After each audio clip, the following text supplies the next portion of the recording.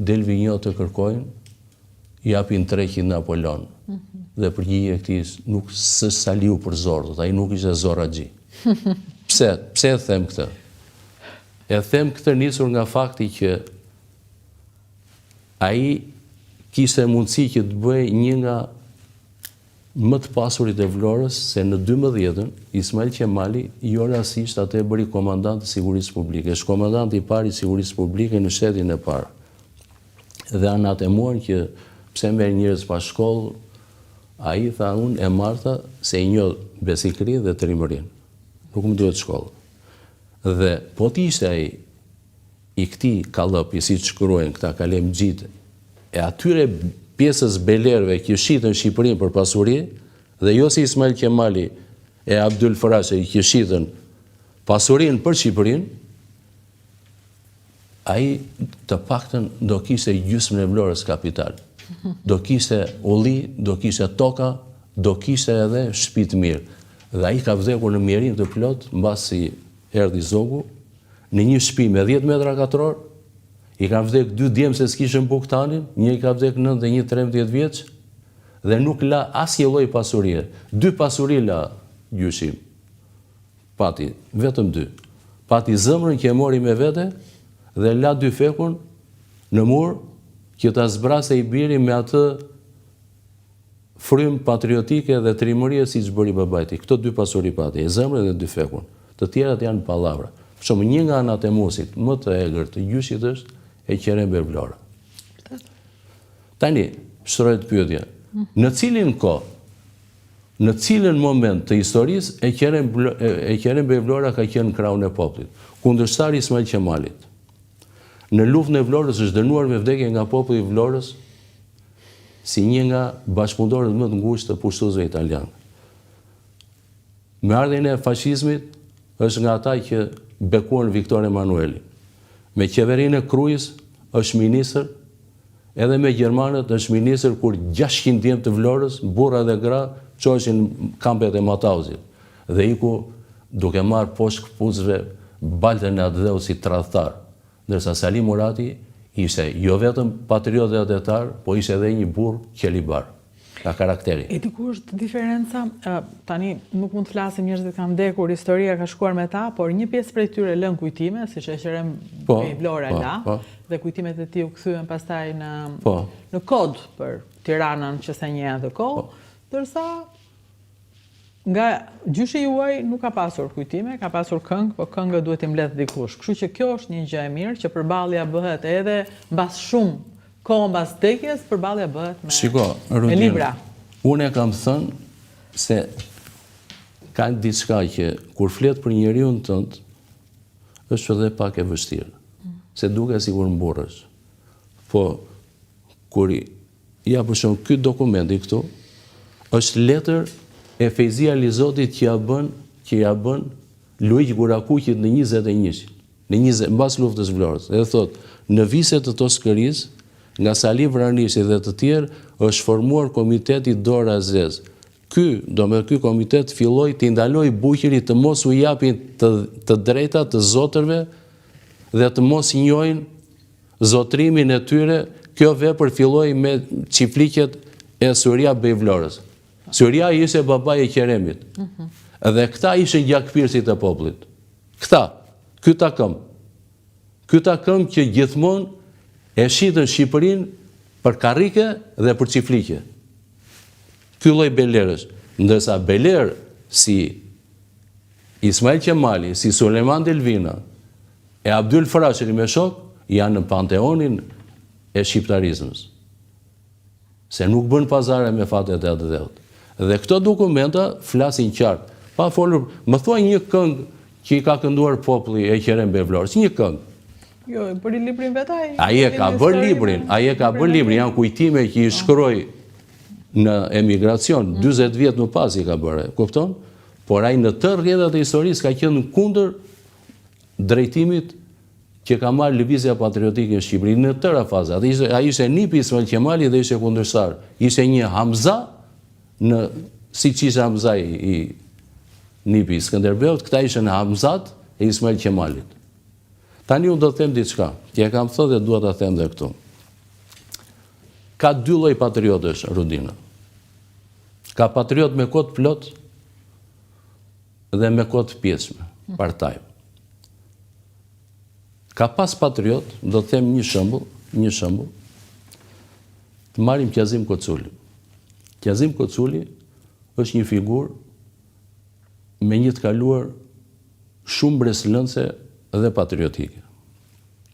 Dhe jo rastisht në luftën e Vlorës, ku gjyshim komandonte disa qeta, ndërsa ishte komandant i gjithë luftës Vlorës, mbas Ahmet Lepenicës që drejtoi disa ditë. Ja, me që po flasim. Po. Komandant e fuqisë. Kjo ishte kupola që doli mbas luftës Vlorës. Qazim ishte komandant, prefekt Qazim Kokoshi, ky Ahmet i ka qenë fillim, ky ka qenë komandant i parë, Ahmet Lepenica, dhe ky është drejtori i financës.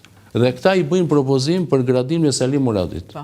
Ja bëjnë qeverisë. Ky është dokument arkivor. Po dhe tregojnë edhe ato çfarë ti tregon. Por e çka ka bërë? Dhe tani Çeli burgun. Tani marrim Qazim Koculin. Një patriot me një të kaluar shumë patriotike. Ka qenë dhe 24 orë kryeministri i Shqipërisë, kur ndërroheshin mbasi u plagos zogu në parlament nga Bekir Valteri. Edhe ishte lëmsh atëre, bëj një qeveri sot binte tjetra nesër. Kur erdhi Noli, që ministër iku me shpurën e Nolit në mërgatën politike, dhe më paradoksale është që Qazim Koculi vjen me shpurën e fashizmit në 39. Dhe qa thot populli? Se populli e bën historinë, nuk e bëjnë gazetarët. Populli e bën historinë. Dhe populli tha kështu, aferim Qazim Koculi, vet i hodhi, vet i pruri. I hodhi në det dhe erdhi bashkë me ta. Dhe qa ndodhi tani me Qazim Koculin? Erdhi krye komisari i fashizmit në Vlorë. Ishte funksionari më i lartë i fashizmit. Në 42-shin, krahina e Mesaplikut, ose e lumit Vlorës, ishte një nga bastionet më të fuqishme të rezistencës antifashiste. Dhe Mustafa Kruja, kryeministri, thot, Vlorës duhet t'i japim një mësim të mirë si vendi i trubullirëve. Dhe bashkë me legionet fashiste, vendi i trubullirave. Po, bashkë me legionet fashiste vjen nga Dibra dhe Halil Alia si komandant shumë i egër i mercenarëve nga Dibra për të gjakosur dhe shtypur rezistencën antifashiste në Vlorë. Dhe për këtë si mori dhe atë okejnë e Qazim Koculit, ta nuk është situata si që ashtu, kur vjen në Gjorm, është bërë një luftë 3 ditë, dhe ata janë shpërdaluar shumë keq. Dhe kur vjen në Vlorë ky, se ju vra dhe nipi Halil Alis në Gjorm, dhe aty për herë të parë në Gjorm ka qenë gjithë populli, edhe partizanët, edhe ballistët, me në krye Yusrin Lepenica.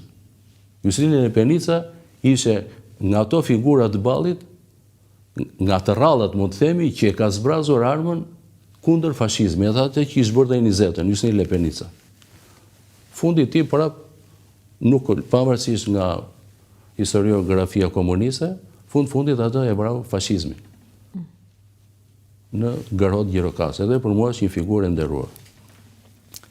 Tani, kur vjen në Vlorë, ky Halil Alia hakmerret ndaj Qazim Koculit se thot ti nuk na dhe situatë qartë dhe e vret.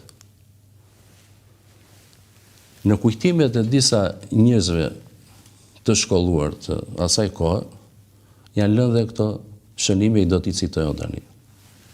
Dhimitër Konomi, që ka prona ish kampin e punëtorëve, e ke parasysh, i Teo i ftohtë, ishte një patriot, 24 karac, që kishe luftën e Vlorës dhe 14 vjeç.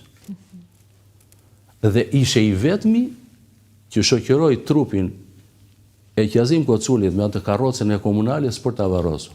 Dhe kur erdhi kishte një klub e nujt ftohtë, kjo rinia antifashiste me origjinë nga Bregu, Vunoj, Palasa, Dërmiu, i thon Barba Dimitër, si vajte varrose e tha një krye fashist.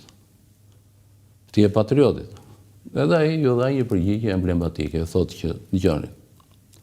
Mua tha, me Qazim Koculin tha, më lidhe miqësia dhe më ndau politika. Vajta tha i ta varros, se bashkë me atë tha varrosa dhe politikën e tij të gabuar. Pra, ky Qazim Koculi, unë do t'i thoshe një patriot me kohë të pjeshme. Dhe nuk thënë kot shkodranët, mos u mbursa e gjallë se ke kohë me u korit. Ndërsa Turqit, ka një shprehje që unë e kam të shqipëruar që thonë kështu, nderi, thot nderi, nuk është nga shtëpia në pazar, po është nga djepi gjë në varr. Dhe shumë e rëndësishme jo si e nis, themin e labri, po si e bitis. Pati nga këta që e bitisën keq. Vlerësohet sot i bëj dhe bus Mustafa Krujës. Po Mustafa Kruja është një nga firmëtarët e pavarësisë në Vlorë. Po është varrosësi i pavarësisë gjatë luftës antifashiste. Ai është pjesë e historisë së kombit. Po jo ti bësh nderime të tilla. Kjo është e turpshme. Dhe ne jemi i vetmi vend në Evropë, Rudina, që në emër të antikomunizmit vlerësojmë dhe fytyrat e kolaboracionistëve. Marrim një shembull te kjo pjesa patriot me kohë të plotë ato të pjesme. Marshalli Petain në Francë është heroi i luftës së parë botërore. Në luftën e dytë i shtroi tapetin gjermanëve. Dhe De Gaulle nuk ishte komunist, ishte një nacionalist, figurë e madhe e historisë botërore, e mori përveshi dhe i tha, je 92 vjeç 94, dhe po ta kursej plumbin, po do ngordhësh në burg, dhe në burg ngordhi Peteini. Dhe nuk ka sot në Francë një qeveri të majtë apo të djathtë që ta nderoj Peteinin me atë që bëri gjatë luftës së dytë botërore. Po, nuk rishikohet. Ndërsa Sali Vranisi nuk ishte as akademi usharake, as shkollë partie, as tesra partie në xhep. E filloi jetën si komit dhe bashkëluftëtarët e tij i thanë kapetan. Dhe e mbylli si një hero i lavdishëm.